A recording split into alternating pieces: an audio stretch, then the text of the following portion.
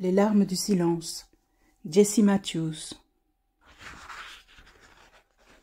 Un vent de panique enveloppe Jessica.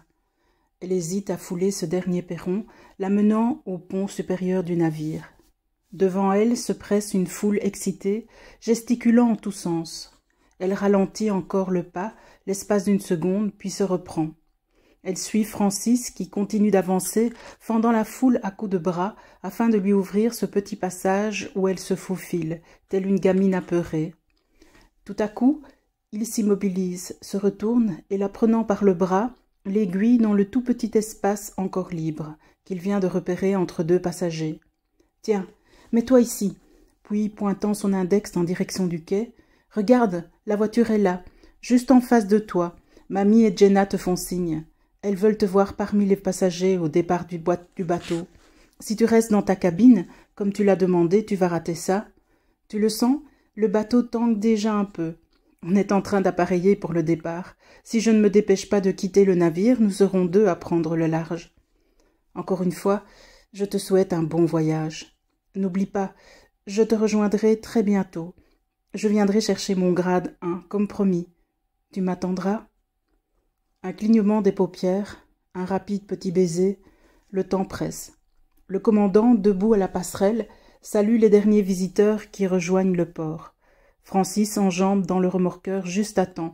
C'est la dernière navette, navire-port de la journée. Le pilote prend son poste aux manœuvres. Les ordres fusent. La sirène se fait entendre longuement pour une dernière fois. La passerelle réintègre son enclos. Les amarres sont larguées. Le remorqueur, lancé à toute vitesse, a déjà atteint le quai. L'excitation sur le pont est à son comble, et un applaudissement retentissant emplit l'espace, rendant imperceptible le léger tangage remuant le Ferdinand de Lesseps, qui lève l'ancre. Le navire entame précautionneusement son doux glissement sur l'eau dans un équilibre parfait, lentement mais sûrement balayé par les vents, épousant gracieusement au passage le roulis des vagues qui l'entraîne vers le grand large et atteint enfin la vitesse de croisière. Accoudée à la rampe, Jessica caresse la petite bague ornée d'un cœur que Francis lui a passée au doigt la veille au soir. « Quand tu me rejoindras en Europe, nous nous marierons et tu auras droit à ton grade 1.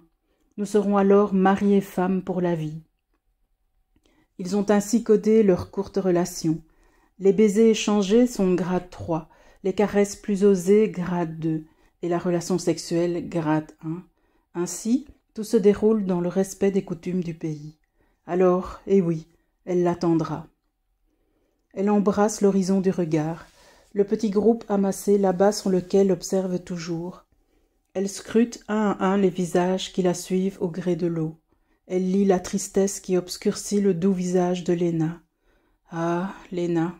Un sentiment de culpabilité la surmerge. Elle quitte celle qui, malgré vents et marées, a été à ses côtés pendant de longues années.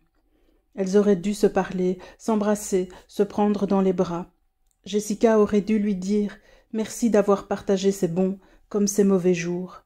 Elles ont vogué dans la même galère. Ensemble, elles ont ramé à travers les flots de turbulences d'une enfance manquée. Elles ont été complices à défaut d'être sœurs.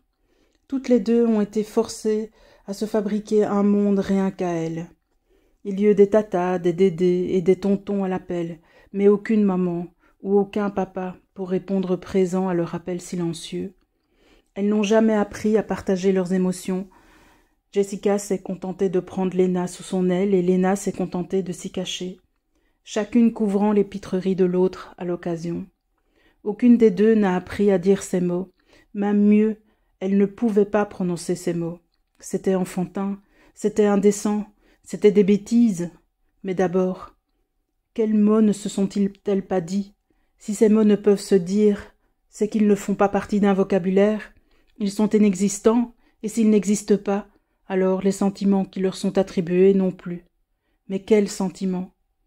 À part ce sentiment de peur qui les a toujours tenaillées, Jessica et Léna n'ont aucune autre référence. Et aujourd'hui, quel sentiment pousse Jessica à pleurer? Oui, pourquoi ces larmes? Est-ce de la peine de tout abandonner? Est-ce la peur de l'inconnu qui la guette au-delà du vert glauque de la mer qui s'étend à l'infini, à perte de vue? Est-ce le regret de quitter Francis? Désolée. Elle fouille fiévreusement dans les méandres de son esprit.